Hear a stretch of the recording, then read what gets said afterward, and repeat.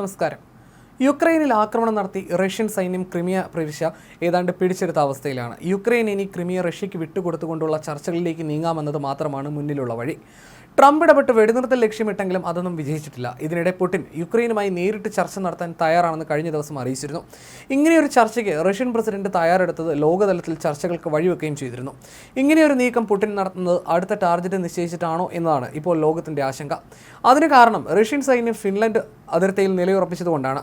Finland അതിർത്തിയിൽ വൻ Russian സന്നാഹങ്ങളാണ് നിലയുറപ്പിച്ചിരിക്കുന്നത്. ഇതിന്റെ സാറ്റലൈറ്റ് ദൃശ്യങ്ങൾ പുറത്തു വന്നതോടെ നാറ്റോ സഖ്യത്തിലും അങ്കലാപ്പാണ്. മുൻപ് യുക്രൈനിലേക്ക് കടന്നു കയറാൻ വേണ്ടി റഷ്യ എങ്ങനെയാണോ സൈനിക നീക്കം നടത്തിയത് അതിന് സമാനമായാണ് ഇപ്പോൾ ഫിൻലൻഡ് അതിർത്തിയിലെ സൈനിക വിന്യാസമെന്നാണ് ആകാശ ദൃശ്യങ്ങളിൽ നിന്നും വ്യക്തമാകുന്നത്.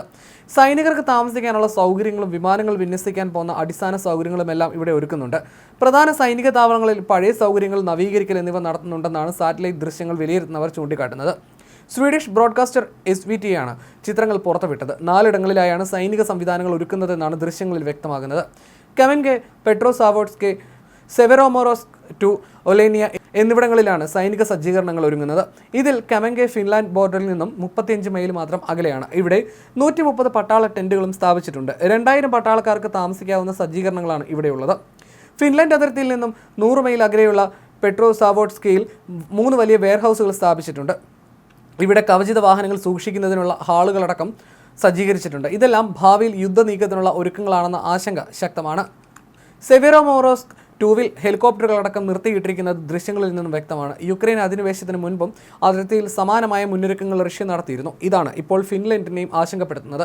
അടുത്ത കാലത്ത് ഫിൻലൻഡ് നാറ്റോ സഖ്യത്തിനൊപ്പം ചേർന്നത് റഷ്യയെ ചൊടിപ്പിച്ചിരുന്നു. ഇത് മേഖലയിൽ കാര്യങ്ങൾ സംഘർഷഭരിതമാക്കുമെന്ന് റഷ്യ മുന്നറിയിപ്പ് നൽകിയതാണ്. യുക്രൈൻ യുദ്ധം ശക്തമായി നടക്കുന്നതിനിടയിലാണ് റഷ്യയുടെ അയൽരാജ്യമായ ഫിൻലൻഡ് നാറ്റോ സഖ്യത്തിൽ അംഗത്വമെടുത്തത്. ഇതിന്റെ ഭാഗമായി നാറ്റോ ആസ്ഥാനത്ത് ഫിൻലൻഡിന്റെ പതാക ഉയർത്തി.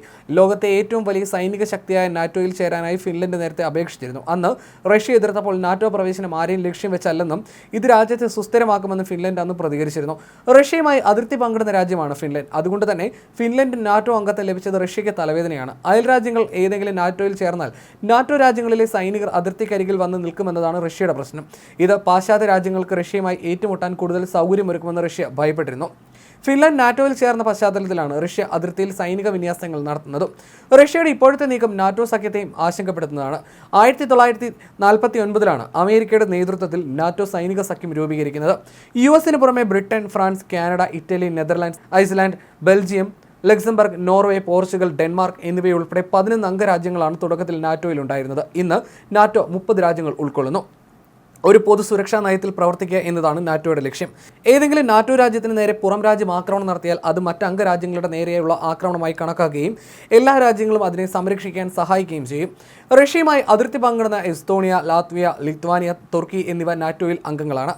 യുക്രൈനും നാറ്റോയിൽ ചേരുകയാണെങ്കിൽ റഷ്യ പൂർണ്ണമായും വളയപ്പെടും. യുക്രൈൻ നാറ്റോയിലേക്ക് പോയാൽ ഭാവിയിൽ നാറ്റോ മിസൈലുകൾ മിനിറ്റുകൾക്കുള്ളിൽ യുക്രൈൻ മണ്ണിൽ വരുമെന്ന് പുടിൻ കരുതുന്നു. ഇത് റഷ്യയ്ക്ക് വലിയ വെല്ലുവിളിയാണ്. ഫിൻലൻഡ് റഷ്യയുമായി 1300 കിലോമീറ്റർ അതിർത്തി പങ്കിടുന്ന രാജ്യമാണ്. 3 വർഷത്തിലേറെയായി നടക്കുന്ന യുദ്ധം അവസാനിപ്പിക്കാൻ ഉപാധികളില്ലാതെ യുക്രൈനുമായി നേരിട്ടുള്ള ചർച്ചയ്ക്ക് തയ്യാറാണെന്ന് ആവർത്തിച്ച് റഷ്യൻ പ്രസിഡന്റ് വ്ളാഡിമിർ പുടിൻ കഴിഞ്ഞ ദിവസമാണ് രംഗത്ത് വന്നത്. റഷ്യയുടെ നിലപാടിനെ യുക്രൈൻ പ്രസിഡന്റ് വോളോഡിമിർ സെലൻസ്കി സ്വാഗതം ചെയ്തു. യുക്രൈൻ ചർച്ചയ്ക്ക് തയ്യാറാണെന്നും പക്ഷേ അതിനു മുൻപ് റഷ്യ 30 ദിന വെടിനിർത്തലിന് സമ്മതിക്കണമെന്നും പറഞ്ഞു. വ്യാഴാഴ്ച തുർക്കിയിലെ ഇസ്താംബൂളിൽ വെച്ച് സമാധാന ചർച്ചയാകാമെന്നാണ് പുടിന്റെ നിർദ്ദേശം. ചർച്ചയ്ക്ക് ആതിഥ്യം വഹിക്കാൻ തുർക്കി തയ്യാറാണെന്ന് പ്രസിഡന്റ് റെജപ് തയ്യിപ് എർദോഗൻ പറഞ്ഞു. എന്നാൽ US പിന്തുണയോടെ യൂറോപ്യൻ രാജ്യങ്ങൾ നിർദ്ദേശിച്ച 30 ദിവസത്തെ അടിയന്തര വെടിനിർത്തൽ തിങ്കളാഴ്ച മുതൽ പ്രാബല്യത്തിൽ വരുത്തിയാൽ ചർച്ചയിൽ പങ്കെടുക്കാമെന്നാണ് സെലൻസ്കിയുടെ നിലപാട്. റഷ്യയുടെ നിർദ്ദേശം യുദ്ധം അവസാനിപ്പിക്കുന്നതിനുള്ള ശുഭസൂചനയാണെങ്കിലും അതിനുള്ള ആദ്യ നടപടി വെടിനിർത്തലാണെന്ന് സെലൻസ്കി പറയുന്നു. യുദ്ധത്തിലേക്ക് നയിച്ച അടിസ്ഥാന കാരണങ്ങൾ ചർച്ചയിൽ ഉൾപ്പെടുത്തണമെന്ന് പുടിൻ ആവശ്യപ്പെട്ടു. 30 ദിവസത്തെ അടിയന്തര വെടിനിർത്തൽ തിങ്കളാഴ്ച പ്രാബല്യത്തിലാക്കണമെന്ന് യുക്രൈൻ തലസ്ഥാനമായ കീവിൽ ശനിയാഴ്ച നടന്ന സമാധാന ചർച്ചയിലാണ് യൂറോപ്യൻ രാജ്യങ്ങൾ പുടിനോട് ആവശ്യപ്പെട്ടത്. അല്ലാത്തപക്ഷം റഷ്യയ്ക്ക് മേൽ കടുത്ത ഉപരോധം ഏർപ്പെടുത്തുമെന്നായിരുന്നു മുന്നറിയിപ്പ്.